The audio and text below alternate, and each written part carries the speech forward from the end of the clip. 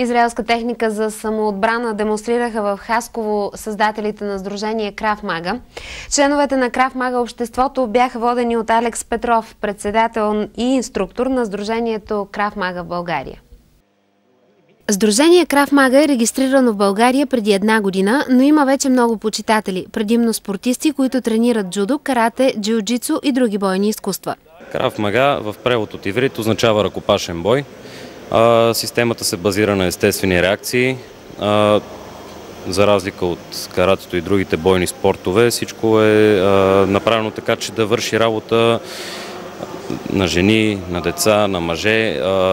Не се изисква кой знае каква физическа подготовка, нито дълги години спортно майсторство, за да може да се защитите на улицата.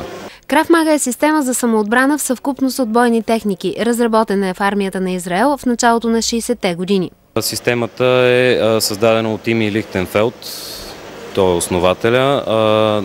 Тя е съвкупност от много бойни спортове, бойни изкуства, примерно джуджицу, карате, айкидо и така нататък.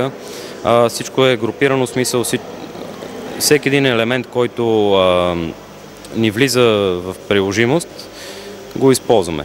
Възможно да е най-просто, да е най-лесно за изпълнение и да е най-ефективно. Ефективността на Крав Мага е причина този вид самоотбрана да се практикува в охранителните фирми и в органите на реда. Очаква се въвеждането на Крав Мага и в редовната армия. По принцип в чужбина колегите на нашите органи на реда и охранителни фирми на много места практикуват Крав Мага, защото системата има вариант, който е за полиция, който е за охрана и за армия и за цивилни. При всичките варианти по света се практикува и влиза в приложение, понеже това е оперативна система, която е свързана с работа с оръжие, дали ще е нож, дали ще е пистолет, дали ще е палка, освен боя ръце с ръце. Крав Мага завладява все повече територии сред нежния пол. За една жена е много важно да бъде приложимо на улицата, а не просто да показваме в залата какво можем да правим.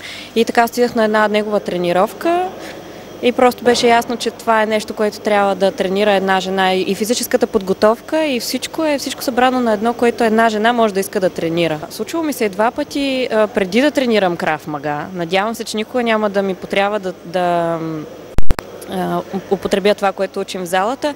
Алекс на всяка тренировка ни пожелава никога да не използваме това, което тук що сме тренирали. Надявам се никой да не го използва извън залата. Следващите семинари на Алекс Петров са в Бургас, Варна и Велико Търново.